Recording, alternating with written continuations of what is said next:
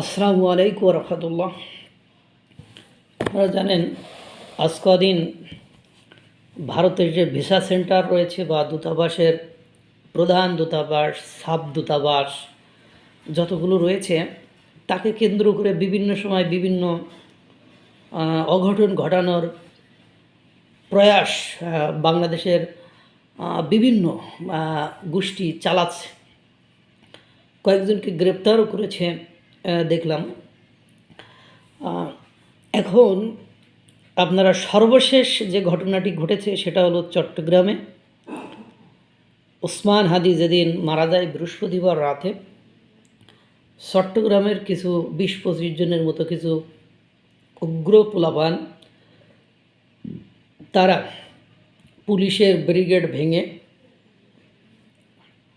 সেখানে থাকা দূতাবাসের যিনি কর্তা ছিলেন তার বাসায় বিভিন্ন ধরনের ইট পাটকেল নিক্ষেপ করেছে।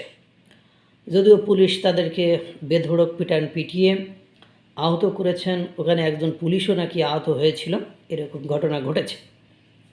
এই মুহূর্তে সংবাদ পেলাম যে চট্টগ্রামে ভারতের যে ভিসা সেন্টার সেটি অনির্দিষ্টকালের জন্য বন্ধ ঘোষণা করে দেওয়া হয়েছে। অর্থাৎ চট্টগ্রামের কোনো মানুষ আর সেখানে আবেদন করে ভারতের ভিসা পেয়ে ভারতে বিভিন্ন ব্যবসা বাণিজ্য চিকিৎসা সহ যে নানাবিধ কারণে যেত, সেটা বন্ধ হয়ে গেল।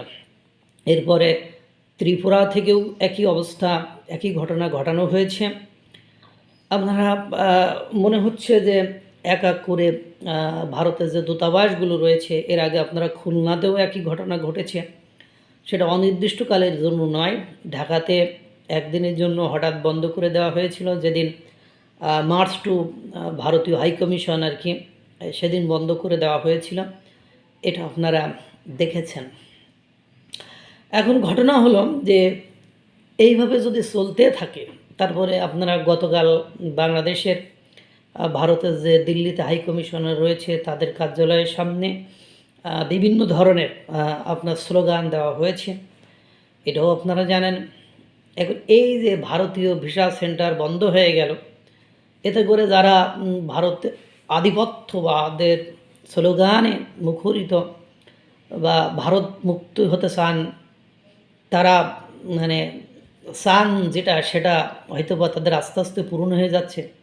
কিন্তু বাংলাদেশের সাধারণ জনগণের যে অপূরণীয় ক্ষতি হয়ে যাচ্ছে, সেটার দিকে কিন্তু তাদের নজর আছে বলে আমার মনে হচ্ছে না। এই যে বন্ধ হয়ে যাওয়াটা, এটা আপাত দৃষ্টিতে, প্রাথমিক দৃষ্টিতে আমাদের কাছে বা যারা ভারত বিরোধী তাদের কাছে মানে খুব আনন্দের মনে হলেও যে পরবর্তীতে এটার কারণে আবার দুঃখ চলে আসে কি না, এটাও কিন্তু ভাবার বিষয়। কারণ ইতিমধ্যে আজকে আপনারা ঢাকা বিশ্ববিদ্যালয়ে দেখেছেন মব সন্ত্রাসীদের বিরুদ্ধে ছাত্র দল স্লোগান দিয়ে মিছিল করছে। অর্থাৎ মব সন্ত্রাস আর বেশি দিন বাংলাদেশে টিকতে যদি বিএনপির মেরুদণ্ড সোজা থাকে তাহলে দিবে বলে মনে হয় না। আর এই যে ভিসা সেন্টারগুলো বন্ধ হওয়া, এগুলো গুড মানে ভালো কোনো লক্ষণ নয়। এটা যারা উপলব্ধি করতে পারছেন না, তারা মনে হয় যে অল্পতেই খুশি, পরে ভবিষ্যৎ নিয়ে ভাবার সময় হয়তো বা তাদের নেই। দেখি আল্লাহ কী করে। আল্লাহ তাআলা সকলকে ভালো রাখুক, সুস্থ রাখুক। আসসালামু আলাইকুম ওয়া রাহমাতুল্লাহ।